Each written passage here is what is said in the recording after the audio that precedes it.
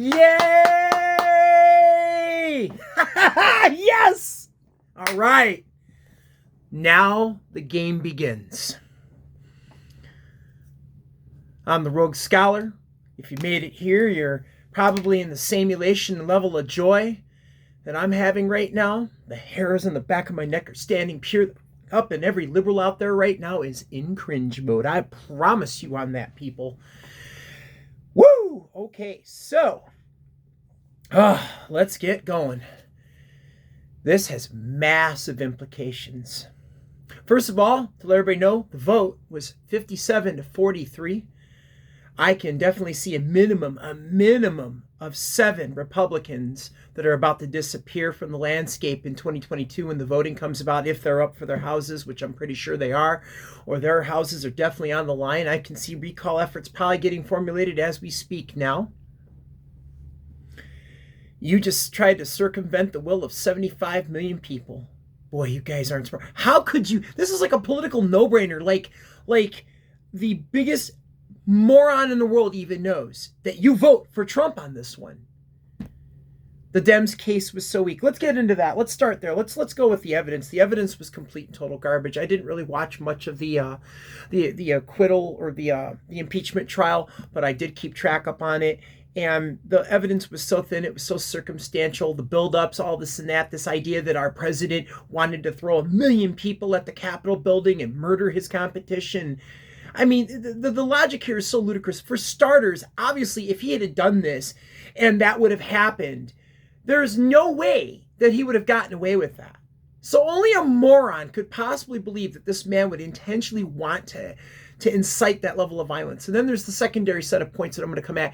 What about Maxine Waters? What about Nancy Pelosi? What about AOC? What about our illustrious Vice President Harris? Oh, isn't that something? Yeah, they all of them are on the record with tweets, camera evidence, and on top of it, inciting violence.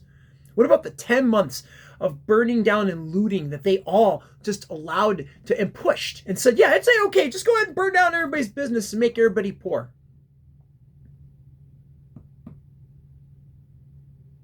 But a couple hundred people roll into the Capitol building, and yeah, our great president was the one who told them. While they broke in while he was still giving the speech. In order to incite the violence, or even to do so over a period of time, you would have had to show, you would have to say it. You have to say, hey, let me put it this way. If I were to right now say, hey, you guys should go do something and such and such, and violence will erupt from that, which I'm not, by the way, legal disclaimer, I'm not trying to incite violence here, obviously. But if I were to do that, I would be thrown in a jail cell and the key thrown away here, okay? Nancy Pelosi, Maxine Waters, and many other prominent Democrats for the last, several months, year, were inciting violence and allowing it and excusing it and saying it's A-okay. Maxine Waters was actually telling people to directly harass others in gas stations and restaurants, remember? Why isn't she being impeached? She should be. Where are you Republicans on this? Why isn't this being done? Oh, we already know. Oh, wait a second. That's right. Their little buddy Mitch McConnell, who I'm gonna circle back to him. Oh yeah, that's coming. So the evidence was weak. They threw up some pretty decent arguments at the beginning. Yeah, Trump's attorneys did flounder because they just didn't want to even have they were trying to shut down the entire idea of that you can charge a private citizen, which, by the way, Robert Barnes yesterday on an interview at InfoWars directly, and they have now officially, by the way, set the legal precedent that, yeah, the Senate could literally walk up to any private citizen now and just go ahead and go after them. Even though you have many constitutional law attorneys and say this and that because he held the presidency of the United States has still made him eligible for it. But the argument also can be made from a legal standpoint that the idea of the federal government deciding to single out and attack a single person from not the judiciary branch, but from the legislative branch is perfectly fine. Donald J. Trump right now is a private citizen, yet he is still being put through his public lynching. He survived. They literally tried to hang the guy. They pulled the ripcord. He fell down and his neck. No, not this guy. He's so tough. He's so donied up and committed, like how you read about, that the floor dropped out and they didn't break his neck. He just got basically publicly hung, got out the noose and said, "This is yours. Here." That's how BA our president has been. And he has been so, I can't imagine what it's been like for him to remain so quiet for the last however long period of time since the 20th, since these articles of impeachment were filed against him again, that he had to remain absolutely silent. He had to suffer the indignity of not being able to say a word for that period of time. Now it's on. He released a statement. I'm going to read some of it to you when I get a moment here, okay?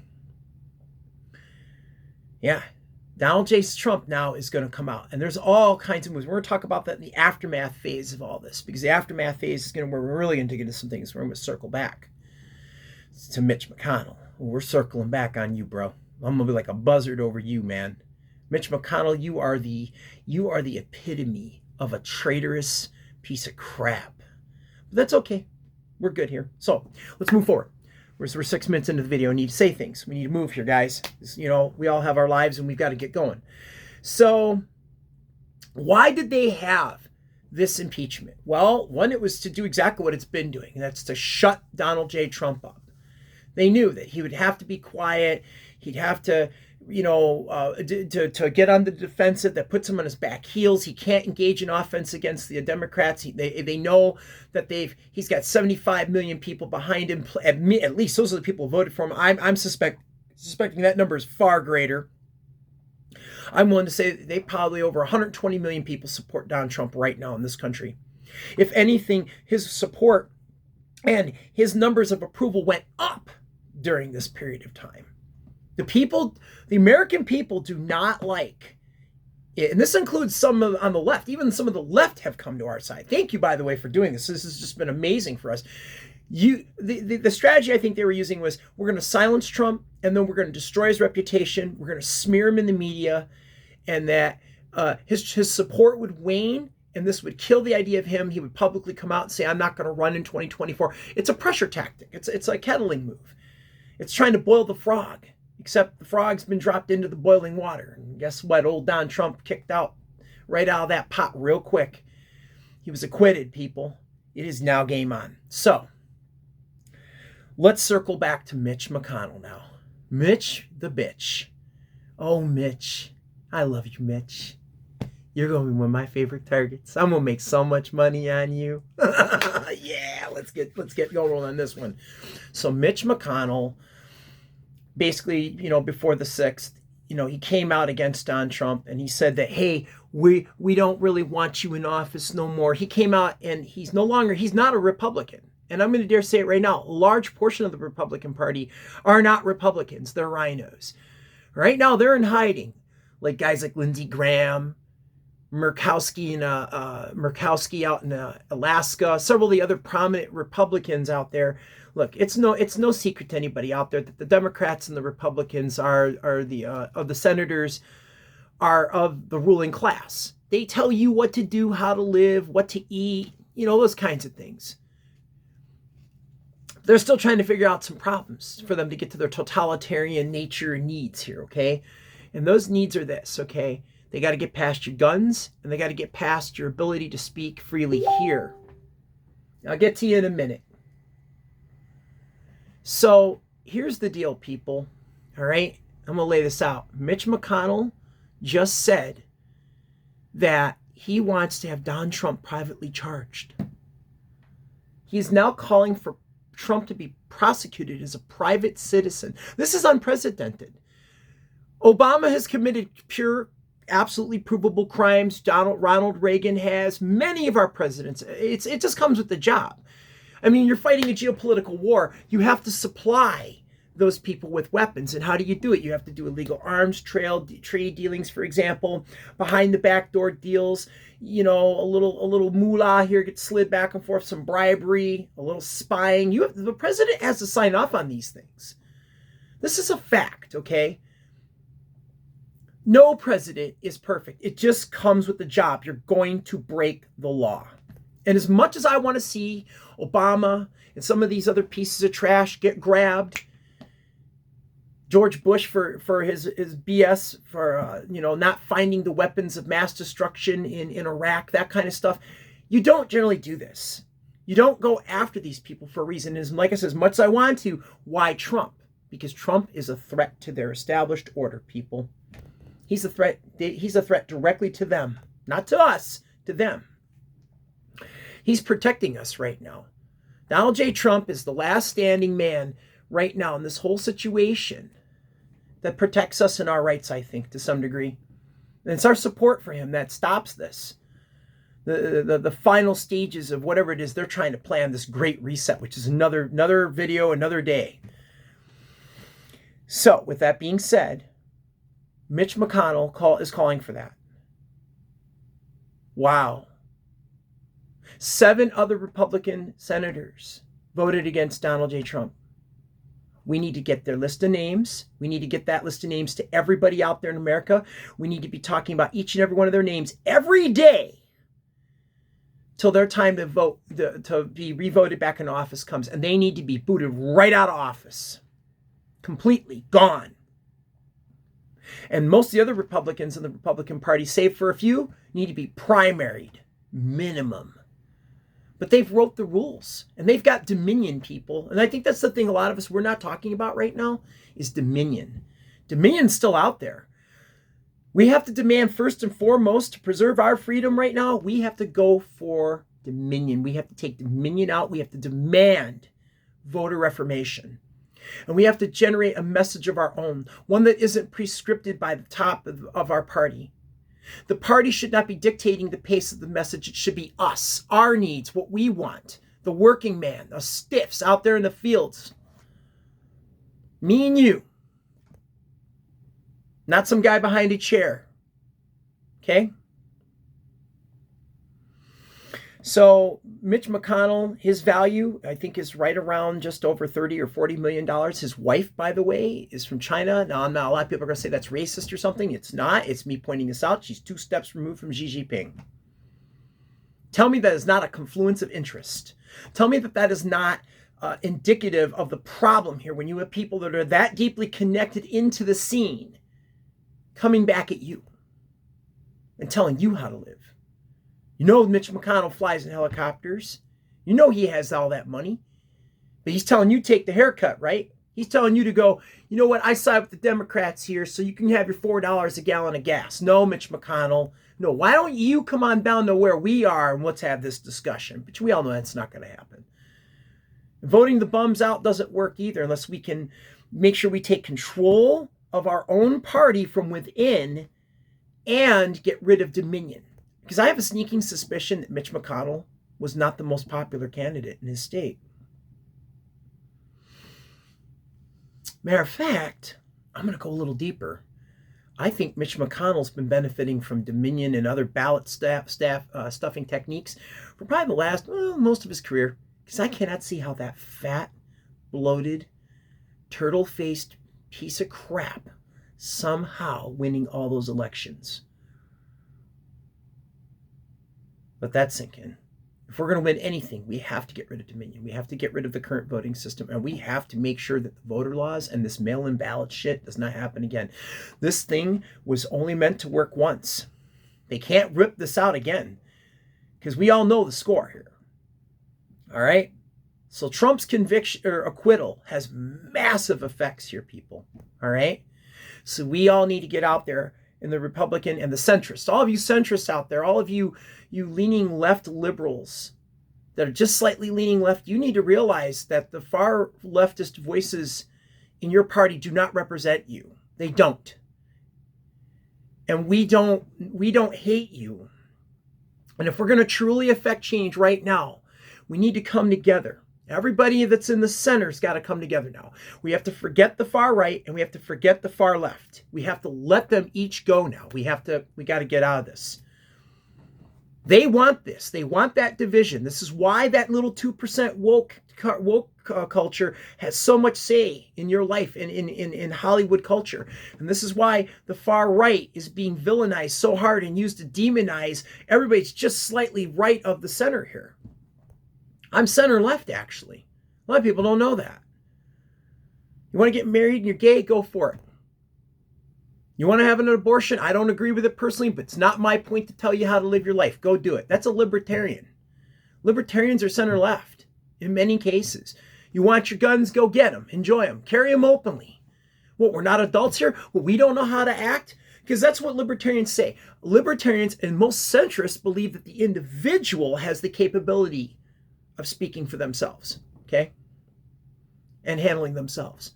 It's called law and order, something we all might have heard of here in civics class. Just saying. This is so simple, and everybody thinks it's so much more difficult. So I'm going to explain to you a very quick principle here, because I'm the rogue scholar and I have to bring something to add to the table. Often the most simplest of solutions is the answer to the problem that lies in front of you. Occam's razor. Let's use Occam's razor here. It is very simple to understand and see what is going on right now. You have this very small group of people that's affecting the whole of our society, all right? And these people are ruling over us. The Senate has more power, and the House of Representatives has more power than the judiciary branch and the presidency right now. And that is absolute BS. There needs to be one, balance restored there. Two, we need to take control over the narrative in our party system. That means you center-left people right now, vote for the party, the candidate you think is best. But remember this: you got to get informed. You got to step outside the MSE bubble. You got to step into that alt tech, not alt media, not alt right. Forget the alt right, the alt tech. You got to come and listen to us for a minute. Give us a chance to talk to you. Let's meet in that middle. Let's make a deal, man. Let's make the deal. And the deal is we need to come together and we need to show these tyrants and these rich people and these oligarchs and these ultra wealthy people who think that they rule over us, that they're smarter than all of us, the totality of our intelligence, which is immense. They think that we know how to do this better than you. They want their great reset. They want to collapse the dollar eventually. They're looting our country right now. These are all videos I could kick out with immense levels of proof. They're stealing from you and making themselves rich off the back of your hard work, all of us. They're ticks, they're parasites. And they tried to get rid of Don Trump. Now, I don't agree with everything Don Trump did. No, I don't. But does he deserve this public lynching? Did he? Did he deserve all this? Does his family deserve all this? These people have made us all sick with their sickness. And they refuse to heal our land. So what we need to do is we need to make a deal. Okay? All you guys out there, make a deal. Let's come together, man. Let's come together. All right? So let's look at the aftermath of this now. The aftermath. I'm approaching 20 minutes. It's a long video. This is way too long. All right. So what is the aftermath of Trump being now acquitted? Well, Trump has a lot of options. He can come out and he is clearly a kingmaker. He can elect somebody else to try to become the president in 2024, because I'm absolutely sure that people, wherever he leads, will follow.